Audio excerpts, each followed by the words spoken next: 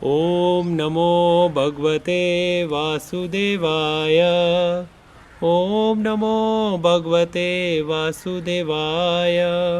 ओम नमो भगवते वासुदेवाय।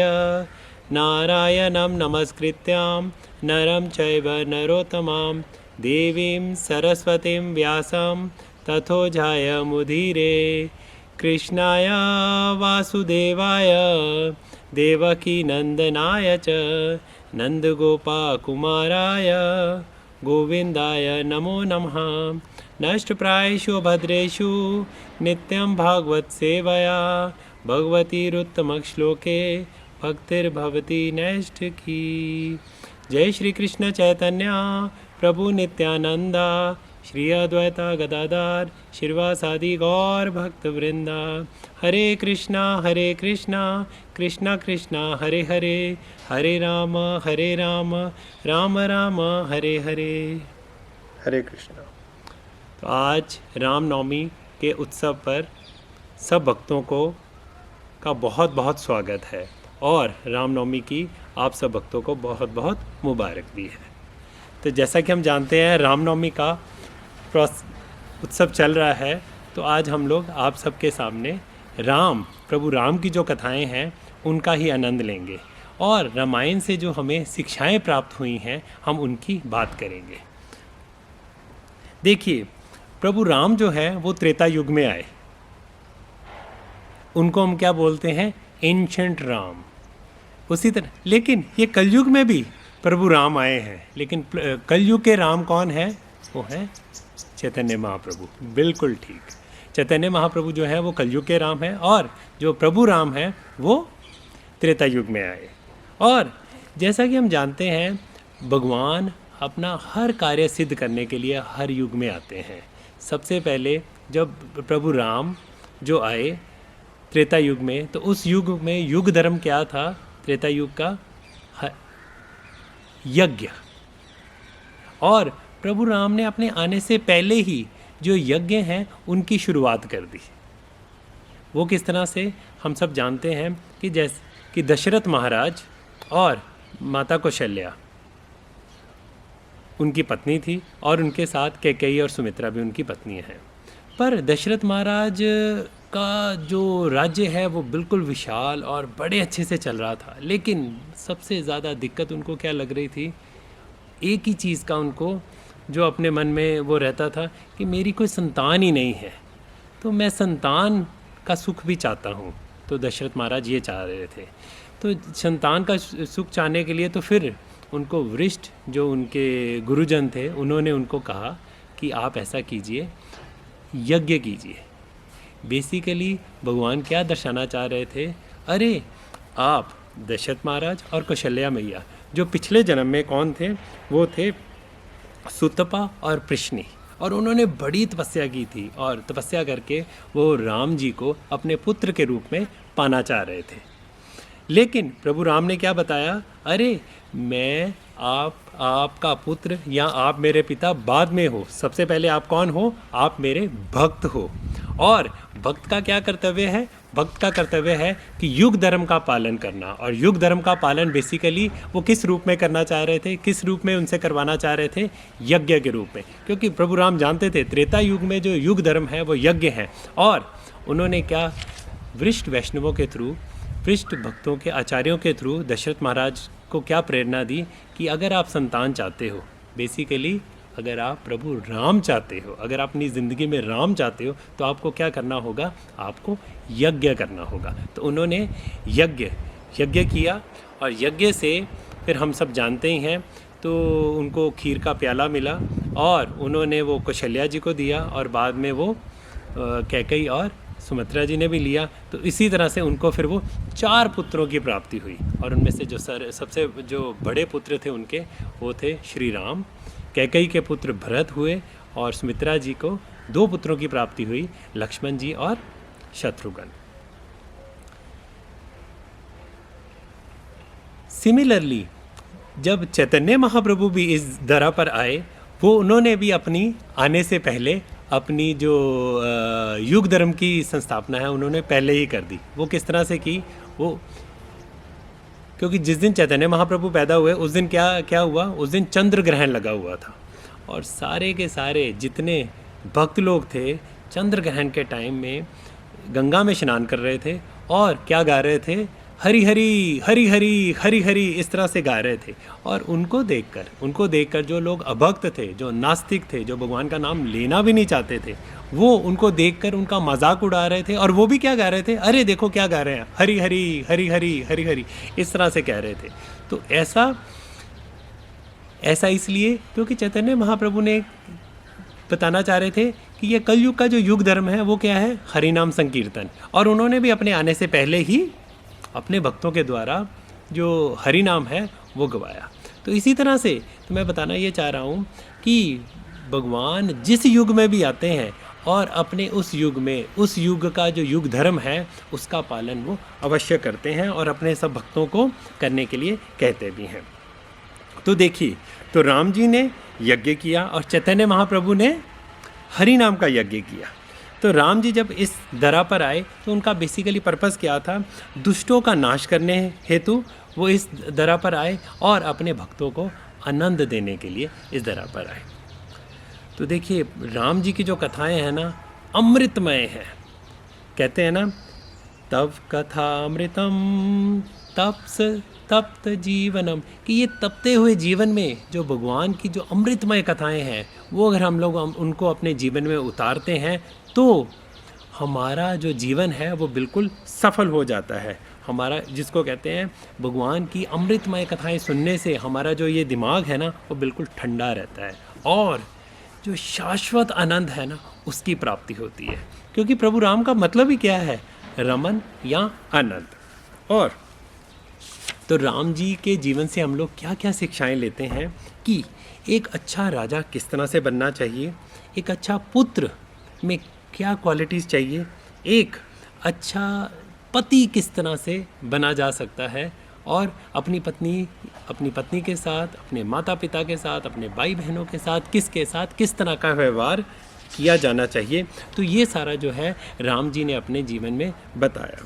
और जैसे कि हर व्यक्ति जो है भगवान की नकल करना चाहता है। देखिए, जब कृष्ण लीला में भगवान जो रास लीला करते हैं तो लोग जो हैं, भौतिकवादी लोग हैं जिनको ये समझ नहीं है, वो उनकी नकल करना चाहते हैं। अगर तो आचार्य बताते हैं, अगर आप किसी भगवान के बारे में और उनकी नकल करना चाहते हो ना, तो आप प्रभु राम के जीवन से जितनी शिक्षाएं मिलती हैं ना उनको अपने जीवन में उतारो और उनकी नकल कीजिए। किस तरह से जैसे घर में अगर आप अच्छा पिता बनना चाहते हो तो आपको दशरथ महाराज का अनुसरण करना चाहिए। अगर आप एक अच्छी माता बनना चाहते हो तो आपको कौशल्या जी के जीवन का जो चरित्र है वो अपने जीवन में उतारना चाहिए। इसी तरह से अगर आपको एक अच्छी पत्नी में क्या क्वालिटीज़ चाहिए उसके बारे में आप जानना चाहते हो तो आपको सीता माता को देखना होगा। और एक अच्छा पुत्र किस तरह से बना जाता है तो वो प्रभु राम ने स्वयं अपने जीवन में बड़े अच्छे से रामायण के माध्यम से हमें बताया। और देखिए, देश में हर जगह अशांति फैल रखी है। अगर हम लोग अपने देश में, अपने घर में शांति चाहते हैं, आनंद चाहते हैं, तो हमें क्या करना होगा, प्रभु राम की जो कथाएं हैं उनका श्रवण करना होगा और उन्हीं को अपने जीवन में उतारना होगा। तो राम जी जो हैं हमें बहुत ही उच्च शिक्षाएं देते हैं और बड़ी प्रैक्टिकल हैं जिनको हम अपने जीवन में बड़े अच्छे से उतार सकते हैं। तो सबसे पहले हम जानते हैं राम शब्द का अर्थ क्या है। तो राम शब्द का अर्थ जो है वो हम लोग अच्छे से, पहले ही मैंने बताया कि राम शब्द का अर्थ है रमन या आनंद। और हर व्यक्ति, अरे चाहे कोई भौतिक व्यक्तिवादी व्यक्ति क्यों ना हो, आनंद तो हर व्यक्ति चाहता है। हर व्यक्ति चाहता है, यार मुझे खुशियाँ चाहिए, आई वॉन्ट हैप्पीनेस की तलाश। देखिए, हम लोग जितनी भी सुबह से लेकर शाम तक जितनी भी काम करते हैं, मेहनत करते हैं, जो चीज़ भी करते हैं, तो बेसिकली हमारा पर्पस क्या होता है कि हम किसी तरह से आनंद पाले और आनंद की तलाश। और एक्चुअल में आनंद है किसका नाम, अरे राम जी का नाम ही तो आनंद है। तो एक्चुअल में हर व्यक्ति जो है वो आनंद राम जी को पाना चाहता है, लेकिन वो वो आनंद राम जी की फॉर्म में नहीं, किसी और फॉर्म में ढूंढ रहा होता है। अपनी इंद्रियों के माध्यम से जो उसको सुख प्राप्त होता है, आनंद प्राप्त होता है, वो उस सुख को प्राप्त करना चाहता है। तो ये जो राम के ऑपोजिट है ना, वो पता क्या है? राम के आगे एक अक्षर और लगा दो, वो क्या है? आराम। राम से जो सुख प्राप्त होगा उससे हमारा दिल, हमारा मन बिल्कुल शीतल हो जाएगा, आनंद में भर जाएंगे। लेकिन अगर हम लोग जो आराम हमारे को कहाँ से आएगा? इंद्र तृप्तियों से। इंद्रियों के से जो सुख हमें प्राप्त होता है ना, उससे हम लोग आराम को प्राप्त करेंगे, हम लोग राम को प्राप्त नहीं करेंगे। हम लोग कहते हैं ना कभी, अरे आराम से सो जाओ, आराम से खा लो, आराम से चलो। तो क्या होता है, जब इंद्रियों को सुख देना होता है ना, तो हमारे जीवन में क्या आता है? आराम। लेकिन अगर शाश्वत सुख, शाश्वत आनंद देना होता है, तो हमारे मन में क्या आता है? हमारे मन में क्या प्राप्त होता है? हमारे दिल में क्या प्राप्त होता है? शाश्वत आनंद प्राप्त होता है। और वो आनंद को हम लोग, ये जो इंद्रिय सुख के आनंद है ना, उसके साथ हम लोग उसको मेजर कर ही नहीं सकते, वो बिल्कुल ही अलग रहता है। तो श्रील प्रभुपाद हमेशा बताते थे कि अगर हमें शाश्वत आनंद चाहिए, शाश्वत सुख चाहिए, तो हमें क्या करना होगा? भक्तिमय सेवाएं करनी होंगी। और भक्तिमय सेवाएं क्या है? भगवान की सेवा करें, भगवान के आनंद के लिए कार्य करें।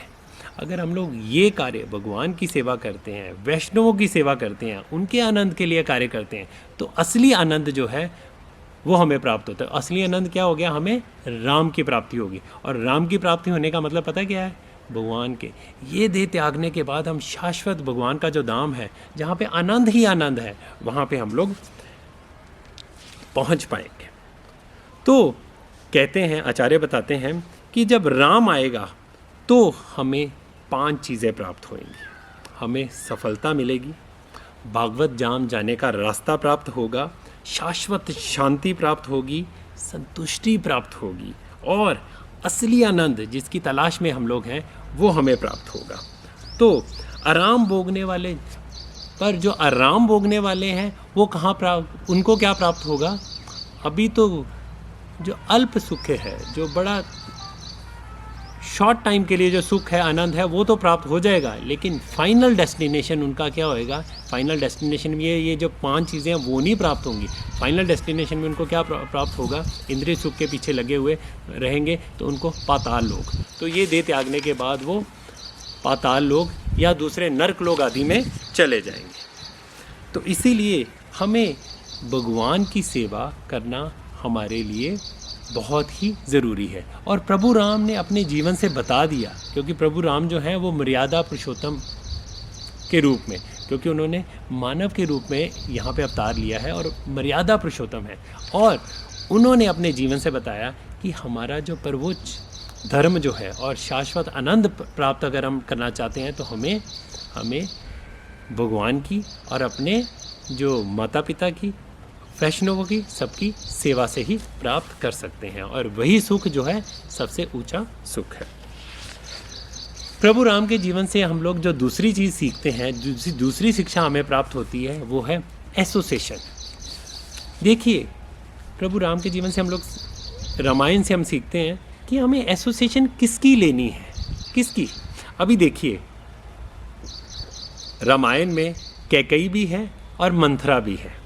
कैकेयी जो है वो महारानी है, अरे इतनी पढ़ी लिखी, इतनी सुपर इंटेलिजेंट है। और जो मंथरा है वो तो उसकी एक सेविका है, वो इतनी पढ़ी लिखी भी नहीं है, इतना ज्ञान भी, इतना शास्त्रों का, किसी चीज़ का उसको ज्ञान नहीं है।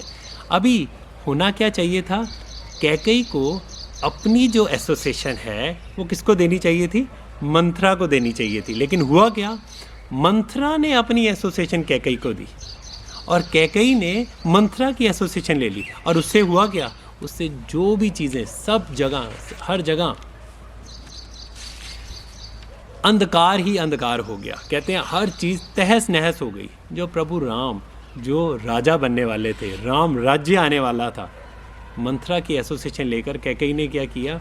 राम राज्य को रोक दिया, राम राज्य को रोक दिया। और उससे क्या हो गया? सब चीज़ तहस नहस हो गई, अंधकार ही अंधकार मिल गया। क्योंकि अगर हम लोग अच्छे लोगों की अच्छी एसोसिएशन प्राप्त करते हैं तो उनसे हमें क्या मिलता है, ब्राइटनेस, दिव्यता प्राप्त होती है। तो इसी ये चीज़ों से जो रामायण है वो हमें क्या बताती है कि हमें जो एसोसिएशन लेनी है वो हमेशा अपने से जो भक्ति में उच्च लोग हैं, उच्च डिवोटीज़ हैं, हमारे सीनियर वैष्णव्स हैं, उनसे लेनी है। होता क्या है, हम लोग अपने प्रीचिंग सेंटर में भी आते हैं, इस्कॉन मंदिर में भी आते हैं, तो वहाँ पे आके हम लोग कहते हैं अरे मैं तो नव भक्त हूँ और अच्छा ये भी नव भक्त हैं, ये भी नव भक्त हैं। तो हम लोग क्या करते हैं, सारे जितने भी नव भक्त हैं ना उनसे ही आपस में सलाह ले लेते हैं। तो एक नव भक्त अगर दूसरे नव भक्त से पूछता है अरे आप कितनी माला करते हो, कितने महामंत्र का जप करते हो, तो वो कहता है प्रभु जी मेरे पास तो टाइम नहीं रहता, मैं तो 5 माला या 6 माला ही करता हूँ। तो दूसरा कहता है अच्छा आप 6 माला करते हो, अच्छा चल मेरे पास भी, मेरी भी ज़िंदगी तो आपसे भी बिजी है, तो मैं भी 6 से ज़्यादा नहीं करता। तो क्या होता है, लेकिन अगर हम किसी सीनियर वैष्णव से सलाह लेते हैं तो वो क्या कहता है, वो आपके जीवन के बारे में जानता है, आपको सलाह देता है, आपका काउंसलर बनता है और आपको बताता है कि आप अपने जीवन में ये 16 माला का जप किस तरह से कर सकते हो, आप अपने जीवन में एक्चुअल में राम को अपने जीवन में आप किस तरह से ला सकते हो, असली जो शाश्वत आनंद है वो आप किस तरह से ले सकते हो, किस तरह से आप भक्ति में सेवाएं जो है वो कर सकते हो। ये जो है ये हमें एसोसिएशन से प्राप्त होती हैं। और वो किससे प्राप्त होती हैं, हमें अपने सीनियर वैष्णवों से प्राप्त होती हैं या अपने गुरु महाराज से प्राप्त होती हैं, श्रील प्रभुपाद के जीवन से और उनकी शिक्षाओं से हम लोग इस चीज़ों के बारे में सुनते हैं और समझ पाते हैं और जीवन में उतार सकते हैं। तो प्रभु राम ने क्या बताया, रामायण ने बताया कि हमें एसोसिएशन जो हमारे जीवन में है ना बहुत ज़रूरी है। नहीं तो होगा क्या, हम नव भक्त होंगे, यहाँ पे आके थोड़ी सी कुछ अल्प एसोसिएशन लेंगे और सीनियर डिवोटीज़ या गुरु महाराज किसी से एसोसिएशन नहीं, तो भौतिक जगत में जब हम लोग जाएंगे, जब हम उनकी एसोसिएशन लेंगे तो क्या होगा, वो भौतिक जगत की एसोसिएशन हमारे ऊपर ज़्यादा हैवी हो जाएंगे और हम लोग bewildered हो जाएंगे और भक्ति में जीवन में हम लोग अपने आप को आगे बढ़ा नहीं सकेंगे। तो इसीलिए रामायण में क्या बताया गया कि कैकेयी को एसोसिएशन किसकी लेनी चाहिए थी, कैकेयी को मंथरा को एसोसिएशन एक्चुअल में देनी चाहिए थी और मंथरा को एसोसिएशन कैकेयी से लेनी चाहिए थी, लेकिन हुआ क्या, उल्टा, और उससे क्या हुआ, सब चीज़ तहस-नहस हो गई। तो ये शिक्षा जो है हमें रामायण से ही प्राप्त होती है। अगला पॉइंट जो है, हमें राम जी अपने जीवन में बताते हैं कि हमें उपाधियों से प्रेम रहेगा कि सेवा से प्रेम रहेगा। देखिए, एक दिन पहले ये डिसाइड हुआ रामायण में कि प्रभु राम का जो राज्याभिषेक है वो होने वाला है, उनको सारा राजपाट मिलने वाला है। लेकिन उसी दिन रात को और अगले दिन ये डिसीज़न बिल्कुल उल्टा हो गया और अगले दिन सुबह प्रभु राम को सुबह जब राज्याभिषेक के लिए जाने वाले हैं तो उनको क्या सूचना मिलती है, माता और पिता की इच्छा क्या है इस टाइम कि आप वन में चले जाओ। कैकेयी माँ ने उनको वन में वनवास दे दिया 14 साल का। तो प्रभु राम ने एकदम से उसको सेवा समझ के एक्सेप्ट कर लिया। अरे प्रभु राम तो भगवान है। अरे वो उस टाइम विद्रोह कर सकते थे, अपने पिता के खिलाफ विद्रोह। अरे पिताजी, आपने तो मुझे राजा घोषित भी कर दिया है, अब ये क्या हो गया, अभी आप मुझे देश निकाला क्यों दे रहे हैं, वनवास क्यों दे रहे हैं। लेकिन उन्होंने कहा कि मुझे अपनी पिता और माता की आज्ञा का पालन करना है, क्योंकि सेवा से आसक्ति थी, उनकी आसक्ति जो थी सेवा से थी, उनकी आसक्ति उन पोस्ट से नहीं थी। अरे क्योंकि वो कभी अपने आप वो खुद राजा बनना भी नहीं चाहते थे, क्योंकि पिताजी की इच्छा थी, इसीलिए उन्हें राजा बनना एक्सेप्ट किया। और अभी माताजी की इच्छा है कि वो वनवास चले जाएं, तो उन्होंने उसको भी एक्सेप्ट कर लिया। तो बेसिकली उनकी पोस्ट के साथ आसक्ति नहीं थी, उनकी किसके साथ आसक्ति थी, सेवा के साथ। तो सेवा भावना और सेवा के साथ आसक्ति के बारे में हमें रामायण बड़े अच्छे से बताती है। फॉर एग्ज़ाम्पल, हम लोग अपने सेंटर में आते हैं, प्रीचिंग सेंटर आते हैं, वहाँ पे सेवा करते हैं। अगर किसी डिवोटी है, किसी डिवोटी को जैसे आरती की सेवा मिल जाती है तो वो बड़े खुश होते हैं, अरे वाह वाह, आरती की सेवा बड़ी अच्छी सेवा रहती है। लेकिन अगर वही डिवोटी को अगर हम लोग कह दें, आज कोई उनके सीनियर डिवोटी कह दें, प्रभु आज आप रुकिए, आज आप आरती की सेवा नहीं कीजिए, आप आज ऐसा कीजिए, आज आप ना बर्तन की सेवा कर लीजिए,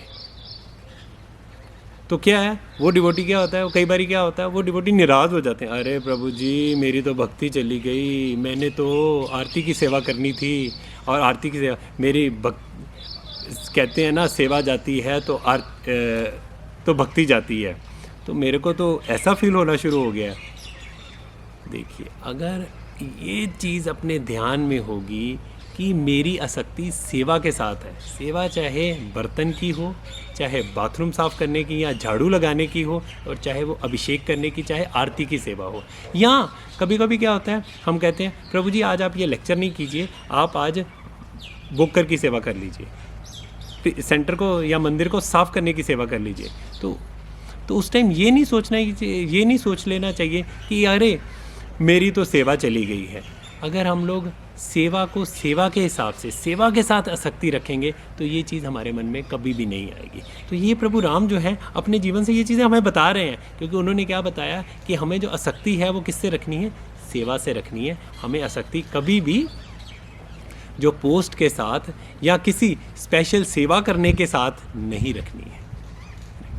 तो रामायण से बहुत अच्छी अच्छी शिक्षाएं हैं जो हमें प्राप्त होती हैं।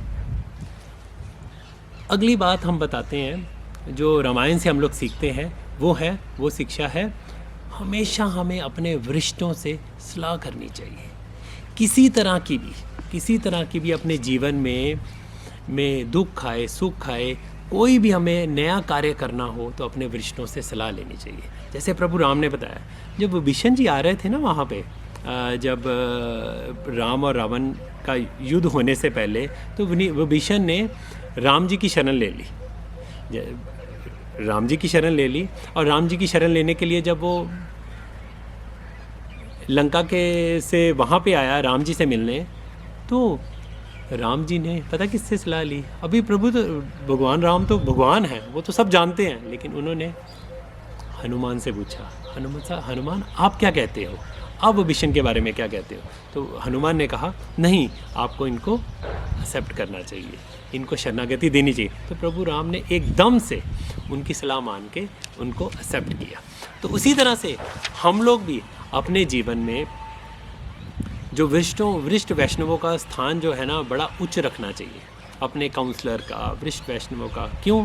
क्योंकि जैसे हमारे घरों में कभी शादियां आती हैं, या कोई और नया घर बनाते हैं, नया बिजनेस शुरू करते हैं, कुछ भी हैं, उसके लिए जो वैष्णवों का आशीर्वाद जो है ना, वो बहुत ज़रूरी है, बहुत ज़्यादा ज़रूरी है। अरे कभी हम लोग कभी यात्रा पे भी जाते हैं, वृंदावन ही जाना चाहते हैं, उसके लिए भी हमें अपने वैष्णवों का आशीर्वाद लेके, अगर तो हम लोग अपने जो वैष्णव हैं उनका आशीर्वाद लेके जाते हैं, तो फिर तो हम लोग जो यात्रा में वृंदावन जाते हैं, तो हमारे जीवन में हमें पता क्या प्राप्त होगा? राम प्राप्त होगा। लेकिन अगर हम लोग अपने जीवन में जैसे शादियां हैं, बिजनेस है, कुछ भी चीज़ है, यहाँ तक कि हम लोग यात्रा में भी जाते हैं, अगर अपने डिवोटी से बिना पूछे और बिना सलाह किए ऐसे कार्य करते हैं, तो क्या होता है, हमारे जीवन में राम नहीं मिलता, तो क्या मिलता है, हमें आराम की प्राप्ति होती है। और ये जो आराम है वो बेसिकली क्या है, इस आराम का मतलब है कि जो इंद्रियों का सुख है ना, वही हमें प्राप्त होता है। तो इसीलिए प्रभु राम बताते हैं कि हमें अपने सीनियर डिवोटीज़, गुरु महाराज, सबकी शरणागति प्राप्त करनी है, उनकी शरणागति प्राप्त करनी है, और उनसे सलाह लेकर ही अपने जीवन को आगे चलाना है। और अगर उनसे सलाह लेकर हम लोग अपने जीवन में आगे चलाते हैं, तो उससे क्या होगा, हमारे जीवन में शाश्वत सुख, आनंद और जो शांति है ना, समृद्धि है, सब चीज़ें हमें प्राप्त हो सकेगी। अगली शिक्षा जो हम रामायण से लेते हैं वो है कि हम लोग कभी भी धोखा देके या नाटक करके कभी भी राम को नहीं पा सकते। धोखा देके या नाटक करके हम लोग अपने जीवन में किसको पा सकेंगे? वो किसको पा सकेंगे? खाली आराम को ही पा सकेंगे। तो धोखा देके या नाटक करके बेसिकली क्या है, वो डुप्लीसिटी ऑफ बिहेवियर। ये क्या बताता है? Duplicity of behaviour. For example हम लोग रामायण से कथा लेते हैं। अभी देखिए, सूपनखा जो थी बिल्कुल बदसूरत सी, देखने में बिल्कुल भी अच्छी नहीं थी। हुआ क्या, उसने अपने आप को एकदम से बहुत सुंदर स्त्री के रूप में चेंज कर लिया, और वो राम जी के सामने आई और राम जी को आके कहने लगी, अरे ओ हैंडसम, आप इतने सुंदर हो, मैं भी इतनी खूबसूरत हूँ, हमारा तो मैच बनता है, तो क्यों ना आप मेरे से विवाह कर लीजिए। तो प्रभु राम अभी तो वो भगवान है, वो तो जानते हैं, वो एक्चुअल में जानते हैं कि ये जो शूर्पणखा जो है डुप्लीसिटी ऑफ बिहेवियर लेके आई है। वो कैसे लेके आई है? देखने में तो बहुत सुंदर लग रही है, लेकिन अंदर से वो बिल्कुल क्रूप है, और वो दिल की भी सुंदर नहीं है, वो तो राक्षसी है, वो जानते हैं। लेकिन वो प्रभु राम चाहते तो उसी टाइम शूर्पणखा को का वध कर सकते थे, लेकिन उन्होंने क्या कहा? उन्होंने लक्ष्मण को आवाज़ दी, लक्ष्मण आप आके ये शूर्पणखा को ठीक कीजिए। देखिए प्रभु राम क्या बता रहे हैं अपने जीवन से, ये चीज़ से क्या बताते हैं कि जो लक्ष्मण जो है वो हमारे आदि गुरु हैं।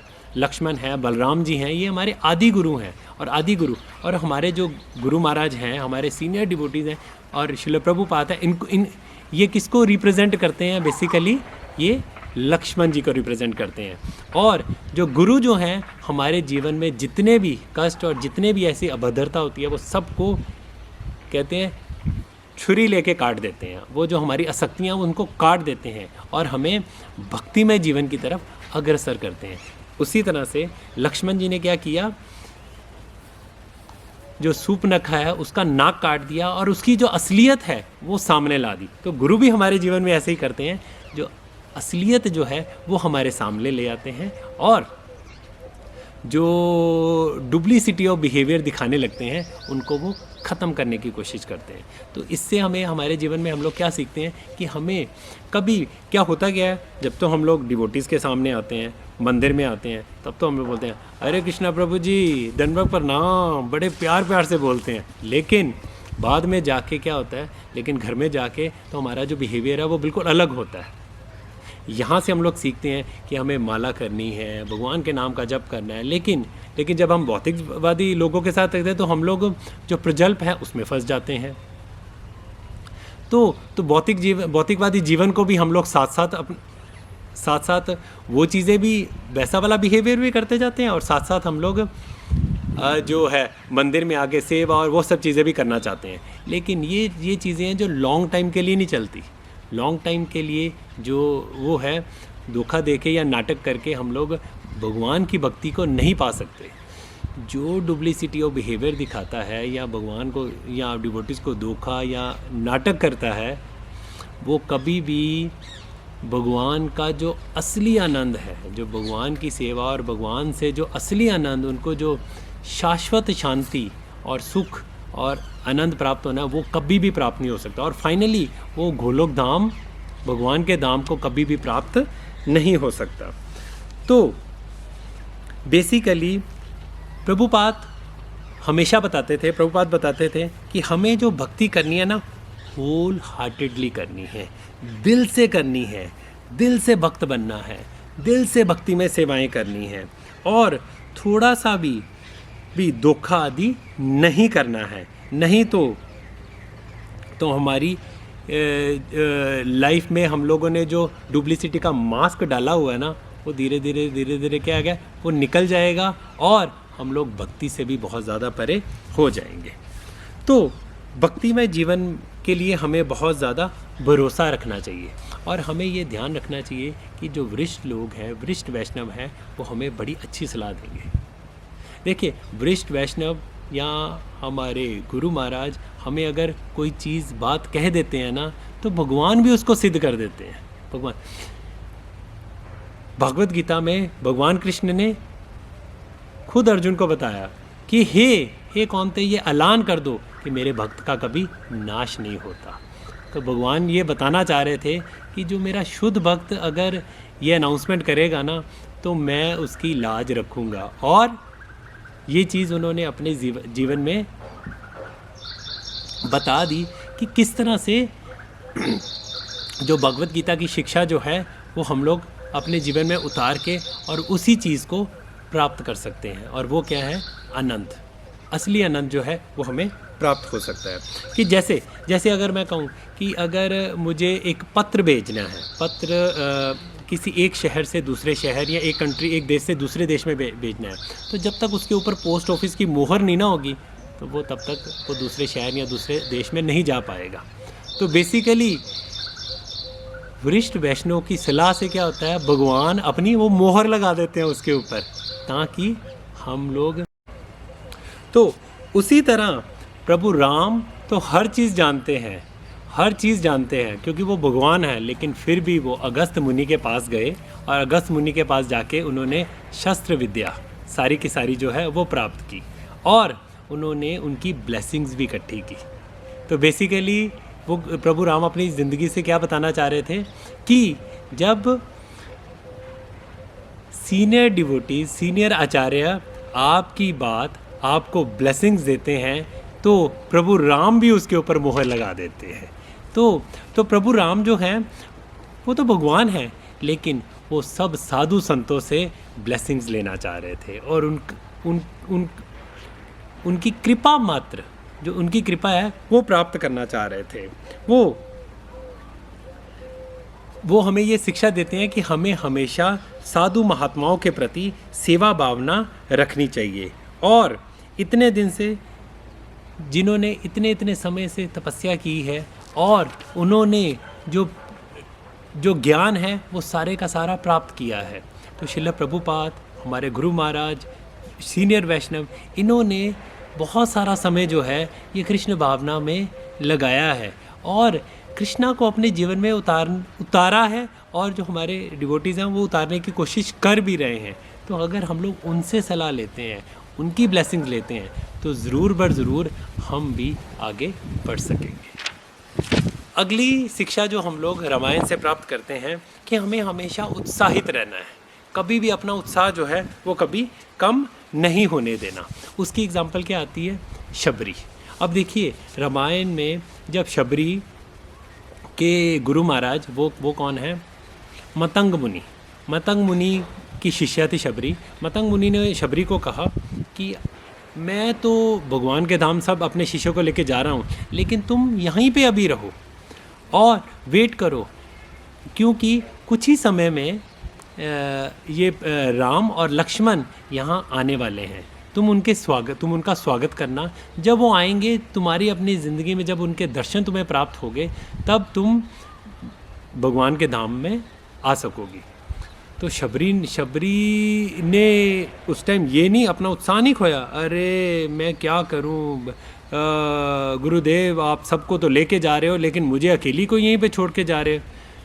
इसके ऑपोजिटली उसने बड़े उत्साहित होकर उन्होंने गुरुदेव को प्रणाम किया कि गुरुदेव आपका बहुत बहुत धन्यवाद है, मैं इसी जीवन काल में भगवान के दर्शन पा सकूँगी, उनकी कृपा का पात्र बन सकूँगी। तो शबरी ने ये उत्साह दिखाया और उसने उत्साह कभी कम नहीं होने दिया।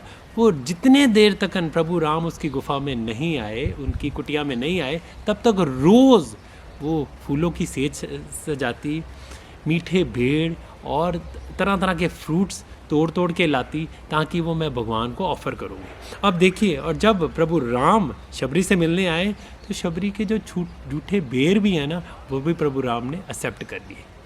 तो भगवान जो हैं वो झूठा और मूठा ये सब चीज़ें नहीं देखते, वो क्या देखते हैं, हमारी भावना और हमारे दिल में भगवान के सेवा के लिए जो हमारा प्रेम है वो उसको देखते हैं और उत्साह देखते हैं कि हमारे में कितना उत्साह है। इसीलिए कभी कभी हमारे प्रभु जी हमें कहते हैं ना कि क्या करो, आप एक डिवोटी अगर कथा में, कीर्तन में, नृत्य में उत्साह दिखाता है ना, तो उसको देख के कितने सारे डिवोटी जो हैं वो भी उत्साहित हो जाते हैं। तो प्रभु राम के जीवन से, रामायण से हम लोग ये उत्साहित होने की जो विधि है वो भी हम लोग सीखते हैं और जानते हैं। तो क्या होता है, कभी कभी हमें ये भी फील होना शुरू हो जाता है, यार 16 माला कितने सालों से कर रहा हूँ, अभी तो बड़ा ड्राई लगना शुरू हो गया। तो वो ड्राई अगर आपको लग रहा है ना, तो आप अपनी सेवाओं में उत्साह दिखाइए, अपने सीनियर डिवोटीज़ के साथ सलाह कीजिए। तो क्या होगा, वही जीवन जो आपका रूखापन जो आप में आना शुरू हो गया है, वो रूखापन आपका ख़त्म हो जाएगा। और क्या होगा, उसी उत्साह से अपनी सेवा में, अपनी भक्ति में आगे बढ़ने के लिए उत्साह से क्या होगा, आपसे माला भी अच्छे से हो सकेगी और आप भक्ति में जीवन में और ज़्यादा आगे तरक्की कर सकेंगे। अगली चीज़ जो रामायण से हम लोग सीखते हैं, शिक्षा लेते हैं, वो है सेवा। हमें सेवा करनी है, ना कि आराम करना है। तो ये चीज़ किससे सीखते हैं हम लोग? हनुमान जी के जीवन से सीखते हैं। तो हनुमान जी ने अपने जीवन से क्या बताया? जब हनुमान जी सीता माता को ढूंढने के लिए प्रभु राम की आज्ञा लेकर श्रीलंका में जा रहे थे, लंका जा रहे थे, तो उन्होंने रास्ते में उनको जो है पर्वत है वो नज़र आया, तो मंदार पर्वत ने उनको बोला कि देखो हनुमान, तुम थोड़ा थक गए हो, तुमने इतनी ज़ोर से छलांग लगाई है, तो आप ऐसा करो, मैं मंदार हूँ, तुम मेरे पर आके कुछ समय के लिए रेस्ट कर लो। लेकिन हनुमान जी ने क्या किया? नहीं, मुझे जब सेवा करनी है तो तब मैं रेस्ट नहीं लूँगा, तो अभी क्या होता है, कभी कभी हम लोग भी, हमारे जीवन में भी हम लोग जैसे माला कर रहे होते हैं, तो हमारे को सुबह हम लोग माला कर रहे होते हैं, तो बाकी जो भौतिकवादी लोग आके हमें क्या कह देते हैं, आन के कह देते हैं, अरे आप सुबह से इतनी सेवा कर रहे हो, ये कर रहे हो, वो कर रहे हो, ऐसा करो, कोई बात नहीं, आज की माला रहने दो, कल कर लेना। पर हनुमान जी अपने जीवन से क्या बताते हैं? सेवा के आगे आराम नहीं। तो इसीलिए जो मेरा पहला सर्वोच्च धर्म जो है वो सेवा है, और इस टाइम मैं सेवा के लिए, और उनका एक ही एम क्या है कि मुझे अभी सेवा करनी है, सीता माता को खोजना है। तो उसी तरह से हमें भी सोचना है कि जैसे भी थक गए हैं, ये किया वो किया, लेकिन हमें आज के आज ही अपने जो 16 माला का प्रण है उसको आज ही ख़त्म करना है, और यही चीज़ों को अपने जीवन में उतारना है। अगली शिक्षा जो लेते हैं हम लोग, देखिए ज़रूरी नहीं है कि हम लोग डिवोटीज से ही सारी शिक्षाएं ग्रहण करते हैं। कभी कभी हम लोग भौतिक जीवन में अलग अलग तरह के लोग जो देखते हैं, उनसे भी हम लोग कुछ ऐसी शिक्षाएं अपने जीवन में ले सकते हैं जो हमें भक्ति में अग्रसर होने में बहुत ज़्यादा मदद करती हैं। प्रभु राम ने बताया कि जो रावण जो था, देखिए रावण जो था वो एक राक्षस था, अरे सीता माता को उठा के ले आया था, और उसकी ये करनी से क्या हुआ, सब कुछ तहस नहस हो गया। लेकिन फिर भी उससे बड़ा ज्ञानी और उससे बड़ा ज्ञानवान कोई नहीं था। जब वो रावण को उन्होंने तीर लगा दिया, तो एक बार प्रभु राम ने लक्ष्मण को कहा कि जाओ, तुम अभी के अभी रावण के पास जाओ और रावण से पूछ के आओ कि जीवन की असली शिक्षाएं जो हैं वो मुझे दीजिए। तो लक्ष्मण जी पहले दिन तो रावण के पास गए, तो रावण ने उनकी तरफ देखा भी नहीं। तो लक्ष्मण जी भी थोड़ा रहते हैं कि अरे इसने नहीं देखा तो मैंने भी नहीं देखा। तो लक्ष्मण जी राम जी के पास वापस आ गए और कहने लगे, अरे रावण ने तो मुझे देखा भी नहीं, तो मैं उससे क्या पूछता, वो तो प्रभु राम ने कहा, देखो लक्ष्मण, आज तुम ना एक हठी बन के नहीं जा रहे, आज तुम रावण के पास क्या बन के जा रहे हो, एक शिष्य की तरह जा रहे हो। अगर किसी से कुछ चीज़ ग्रहण करनी है ना, तो बड़े नम्र भाव से जाना पड़ेगा, शिष्य की तरह जाना पड़ेगा। तो लक्ष्मण जी क्या अगले दिन फिर से गए, उन्होंने रावण को जाकर प्रणाम किया और उन्होंने कहा, बड़े नम्र भाव से उन्होंने कहा कि रावण, मैं आपसे, आपके जीवन में जो आपने जीवन में इतने ज्ञानवान थे, लेकिन आपने ये ऐसा कर्म करके आज आप मृत्यु को प्राप्त हो रहे हो, तो मैं आपके जीवन से कुछ जो शिक्षाएं हैं वो मैं पूछना चाह रहा हूँ। तो आपके जीवन का जो गूढ़ रहस्य है वो क्या है? तो रावण ने कहा, देखो मैं अपने जीवन से 2 शिक्षाएं तुम्हें देता हूँ जो मैंने सीखी हैं, जो मैंने अपने जीवन में प्राप्त कर पाया। एक, कि अगर आप कोई अच्छा काम करने वाले हो ना, उसको उसी टाइम एक्सेप्ट कर लो और कर दो। फॉर एग्ज़ाम्पल, मैं सब लोगों के लिए एक सोने की सीढ़ी इस पृथ्वी लोक से स्वर्ग लोक तक बनाना चाह रहा था, लेकिन मैंने कहा चलो थोड़ा रुक जाता हूँ, बाद में कर लूँगा, लेकिन बनवा दूँगा। मैं बनवा सकता था, लेकिन ये अच्छा काम करने के लिए मैंने डिले करता गया कि चलो अभी बच्चे हो गए हैं, अभी मैं बच्चों को देख रहा हूँ, मैं अपनी पत्नी को देख रहा हूँ, मैं अपने राजपाट को देख रहा हूँ, चलो बनवा देंगे, चलो कर लेंगे। ऐसा सोचते फाइनली क्या हुआ, मैं वो कर ही नहीं पाया।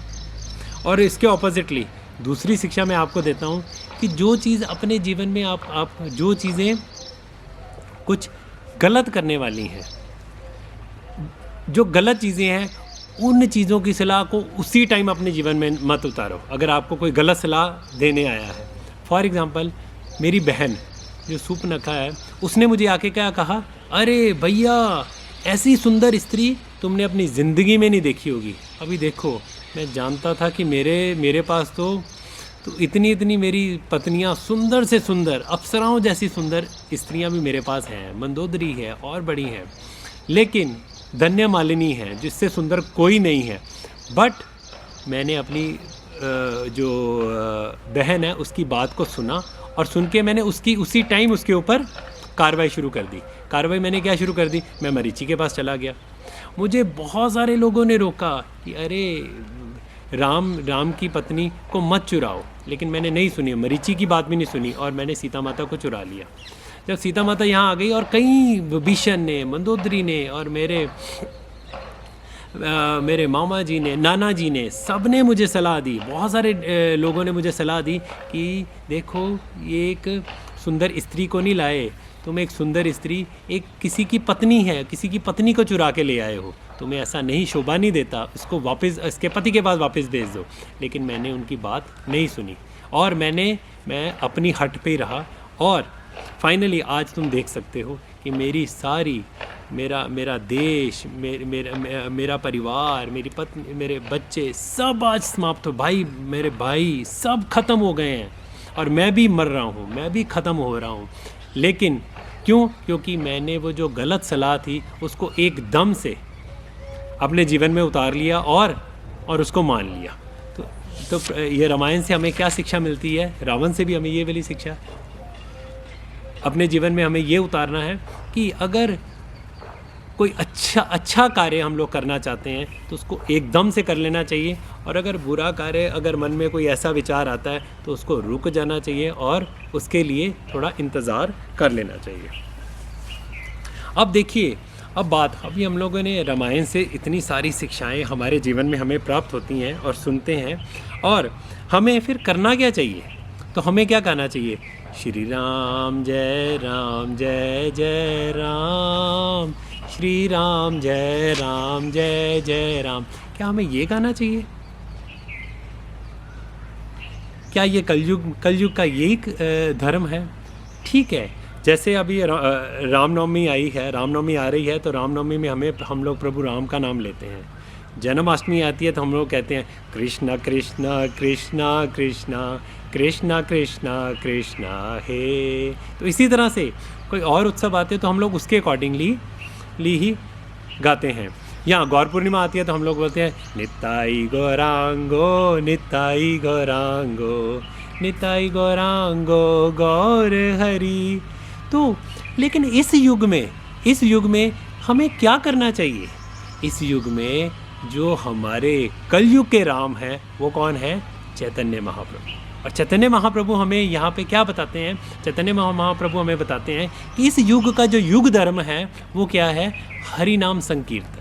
तो हमें हरे कृष्णा कृष्णा कृष्णा हरे हरे, हरे राम राम राम हरे हरे, ये जो हरि नाम का कीर्तन है ना वो करना चाहिए। चैतन्य महाप्रभु हमें इस जीवन में ये बताते हैं। कहते हैं, जो बड़ी अच्छी एक एग्जांपल है जो मैं आपको बताना चाह रहा हूँ। मैं बताना ये चाह रहा हूँ कि अगर एक बच्चा है और एक बच्चा है, आज वो 10वीं क्लास में पढ़ता है और आज से 8 साल पहले वो दूसरी क्लास में पढ़ता था। अगर हम लोग अगर मैं 10वीं के बच्चे को कहूँ कि बेटे तुम जो दूसरी क्लास में जब सेकंड में पढ़ते थे वो वाला सिलेबस जो तुमने सारा लर्न किया था, आज 10वीं क्लास में जब आप हो गए हो तो आज 10वीं क्लास में भी यही वाला सिलेबस लिख दो। क्या वो बच्चा कभी 10वीं क्लास में पास हो जाएगा? 10वीं क्लास में दूसरी क्लास का जो सिलेबस लिख के या उसका जो याद की चीज़ें लिख के उसके क्वेश्चनों का आंसर सेकंड क्लास के बच्चों के जैसा लिखेगा तो वो कभी पास हो जाएगा? नहीं, सब कहेंगे कभी पास नहीं होगा। इसी तरह से अरे ये सब चीज़ें जो थी, यज्ञ या राम का नाम, ये सब चीज़ें जो थी ये हमारे को त्रेता युग में थी। भगवान कृष्ण का नाम जो था वो किस में था? द्वापर युग में था। लेकिन महाप्रभु ने बताया इस युग में का युग धर्म जो है वो क्या है? हरि नाम संकीर्तन। और अगर हम इसी युग का जो हरि नाम संकीर्तन अगर उसका जाप करते हैं, उसका नाम लेते हैं, अवश्य हम लोग जो भगवत धाम है उसको प्राप्त कर सकेंगे। तो देखिए, चैतन्य महाप्रभु ने भी अपने जीवन में ये चीज़ के बारे में बताया। कैसे बताया? चैतन्य महाप्रभु का जो चैतन्य चरितामृत में एक कहानी आती है। जो हनुमान जी जो थे, जो प्रभु राम के टाइम में जो हनुमान जी थे, वो चैतन्य महाप्रभु के समय वो मुरारी गुप्त के रूप में आए। जब मुरारी गुप्त वहाँ पे आए तो वो क्या करते थे, क्योंकि वो राम जी के भक्त थे, जन्म जन्मांतर से राम जी के भक्त हैं, और वो श्री राम जय जय राम, श्री राम जय जय राम, वो इस तरह से ही गाते जा रहे थे। तो चैतन्य महाप्रभु ने कहा, अरे आप ये जो मुरारी गुप्त हैं ये तो मेरे शुद्ध भक्त हैं, अगर मेरे शुद्ध भक्त इस जो युग कलयुग का युग धर्म नहीं निभाएंगे तो उनका अनुसरण दूसरे लोग कैसे कर पाएंगे, क्योंकि भगवत गीता में भगवान कृष्ण बताते हैं यद यद आचरति श्रेष्ठा तत्तव एव इतर जना, क्या मतलब कि जो श्रेष्ठ लोग जो चीज़ करेंगे उसी का जो अनुसरण जो है वो जो आम लोग जो हैं वो लोग उसको कर पाएंगे। तो महाप्रकाश लीला के टाइम में महाप्रभु ने मुरारी गुप्त को बुलाया और मुरारी गुप्त को कहने लगे महाप्रभु कि मुझे मालूम है कि तुम श्री राम जी के बहुत बड़े भक्त हो, और उसी टाइम उन्होंने देखते ही देखते अपने आप को प्रभु राम के रूप में चेंज कर लिया, वही धनुष्मान, और साथ में लक्ष्मण आ गए, सीता माता आ गई, और मुरारी गुप्त जो थे वो उस टाइम हनुमान जी का रूप ले लिया। उन्होंने देखा अचानक उनकी पूंछ भी आ चुकी है, और मुरारी गुप्त नाचने लगे और ज़ोर ज़ोर से जय श्री राम जय श्री राम जय श्री राम गाने लगे। और महाप्रभु ने ऐसा क्यों किया? महाप्रभु मुरारी गुप्त को दिखाना चाह रहे थे, देखो जिस प्रभु राम की तुम पूजा कर रहे हो, अर्चना कर रहे हो, वही प्रभु राम जो है आज इस कलयुग में महाप्रभु के रूप में आए हैं। और आज वो खाली जय श्री राम लेकर नहीं आए, वो क्या लेके आए हैं? महामंत्र लेके आए हैं। तो आज से तुम महामंत्र का जप करो। तो महाप्रभु ने फिर मुरारी गुप्त को ये बताया और ये चीज़ शो की, और उसके बाद क्या है, जो मुरारी गुप्त उसी दिन से महाप्रभु के भक्त बने और वो महामंत्र का जो जाप है वो करने लगे। तो इसी तरह से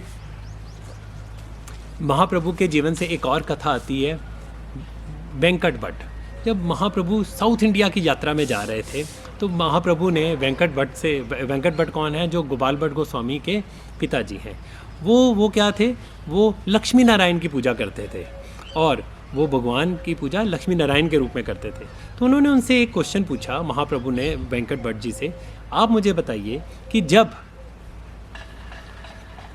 जो लक्ष्मी जी हैं वो इतनी पायस लेडी हैं, पतिव्रता स्त्री हैं, फिर भी जब भगवान कृष्ण रासलीला करते हैं तो लक्ष्मी जी को एंट्री क्यों नहीं है? तो इसका उत्तर जो है वो वेंकट भट्ट नहीं दे पाए। तो महाप्रभु ने उनको बताया कि लक्ष्मी जी चाहे बहुत पायस लेडी हैं, लेकिन उनका भाव जो है भगवान कृष्ण के साथ अलग है। वो ऐश्वर्य भाव में उनकी सेवा अर्चना पूजा करती हैं। तो इससे वो बेसिकली क्या बताना चाह रहे थे?